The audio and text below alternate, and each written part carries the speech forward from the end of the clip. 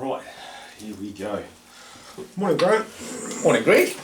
Let's go over the health and safety of the workplace in the school. Right. A couple of questions for you have been set out here. First one is hazard identification systems used in the workplace, such as site analysis, task analysis, and hazard registers. What has the school got?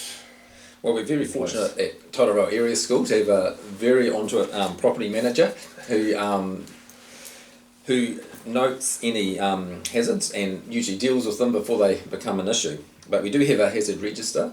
Yes. We have health and safety as a standing item on staff meeting agendas. So even though we'd like to think staff will always put things in the hazard register, often it's the prompt of us discussing it and having that opening at staff meeting that things are brought up, like a loose piece of carpet or whatever. Yeah. So just the smokos, it's the best place to find out sometimes what's going on around the place. Correct. We've got the electrical testing, of course, which we keep a register there of all the electrical appliances in the school and their status. We use the Safety Monitor app, which gives us prompts when vehicles need warrant checks and that kind of thing as well. So, we try and be on the front foot. What's the name of that app? I'm not Safety Monitor. Safety Monitor. Yeah. I know that one. Yes. But I think our biggest safety system is the attitude people have. We actually want all our kids and all our staff to be safe, and so if people see a problem, we encourage people to speak up before it's before an injury occurs, and we're very grateful for the work you do in just dealing with things quickly at the low level before it gets big. And an example of that is recently we've had some very wet weather, and then had a couple of days of very strong winds. So rather than waiting for trees to fall down, even though we get them checked, we know they should be safe. Staff know to keep kids away from certain areas on days like that, and we appreciate the way you fence them off. No problem. Okay, question 2. Safe work practices in the workplace. Hazard control put into place, such as supplying protective clothing, PPE gear, providing standard operation procedures, work permits, systems, signage. Once again, we take all this seriously. The potential problems could be around pool chemicals, and so we've got a separate storage area for that. Yeah. The science department has a very well designed chemical storage area designed for the roof to blow off if the worst ever comes to the worst. We do make sure that any construction work that's going on at school is well fenced off. There's a small project happening at the moment, and that fencing is in place and plenty of good signage around that as well. And we'll be trying to do it in the holidays when especially invasive on the... No, correct. So we it is important that we don't sort of get people really complacent by over use of signage and when there really is no hazard. Yeah. But we are really careful to make sure that adequate signage is in place, and we take all reasonable steps to keep people safe. And our safety record shows that it certainly works. Wonderful.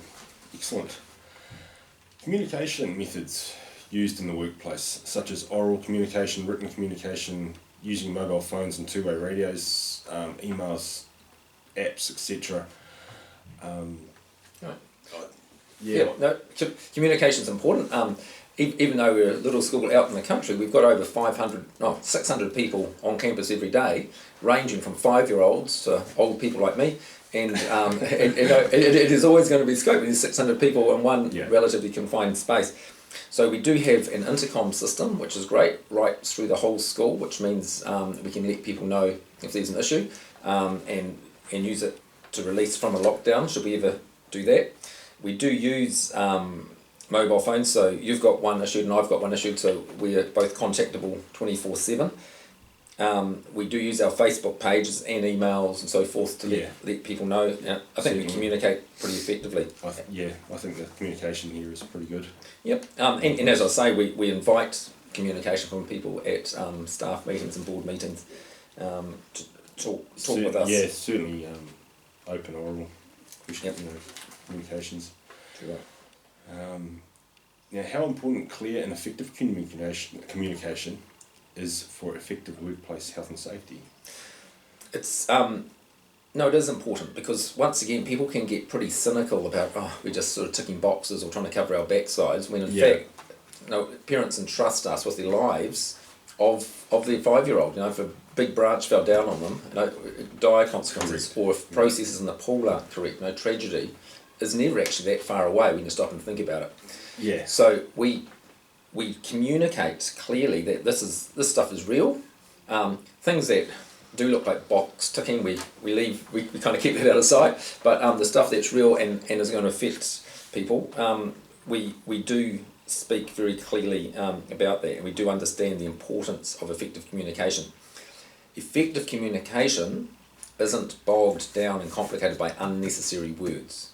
So there's a lot spoken about health and safety, which I think is unnecessary. So people need to know what they need to know. Yeah. So make the messages clear. We deal with it in a way that people understand. At a meeting, if you bombard people with 12 different points, at best they're only going to remember 3. So make sure, let's give them 3 points, make them relevant, clearly understood, and keep everyone safe. Excellent. Next question. Use questions to prompt them to consider the effectiveness of the arrangements, such as how well do you think employees understand the hazards, or what would you like to change about the site safety assessment? Right. I think the employees here have a clear understanding of health and safety. We don't cut corners because even the school vehicles, the vans, for instance, we know we can't take second guess warrants of fitness and that kind of thing. It's got to be right. The improvements, I guess, would be for people to take initiative. If they can fix something themselves, just do it. And certainly let you know if there's something that needs a little bit more. A bigger expertise. item. A bigger item to note it down and Do it. and assess it, and whether it's we'll cone that off or block that off for the day or fix it immediately and Correct. it's done. One of the essentials of an effective health and safety system is that everyone is involved. So it's not us doing health and safety to the kids or you and I with the rest of the staff. Yeah. Everyone in the school has to take responsibility. So students, they have to take responsibility for safe practices in the technology workshops, in the science labs, in the swimming pool. Yes. And thinking safely, and also talking health, such as spreading flu bugs this time of year, which happens so easy. I'll tell you, 600 people here every day in a fairly confined space, and unless there's really good hand washing practices going on, that's actually part of it. We communicate that, and not sharing drink bottles and that sort of thing. It's actually everyone's responsibility, from our 5-year-olds right through to the oldies. Now, the next one here is, how do we get hold of copies of the workplace documents to review? Right. Well, we're lucky to have the Safety Monitor app. That keeps a lot of documentation, just rolls over electronically as it goes. We've got copies of school policies available in the front office, and as well as online. So we're very open about all that documentation. Excellent. I think that's about it.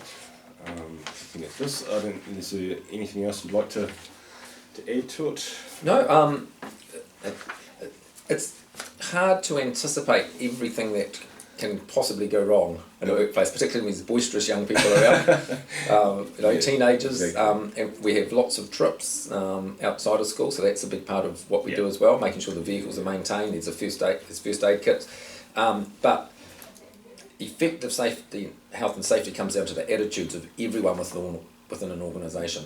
Correct. We've got a very good health and safety committee, which is led by Natalie, one of our teachers, But yeah, just trying to involve everyone in that. It's just a natural part of doing things well at the school.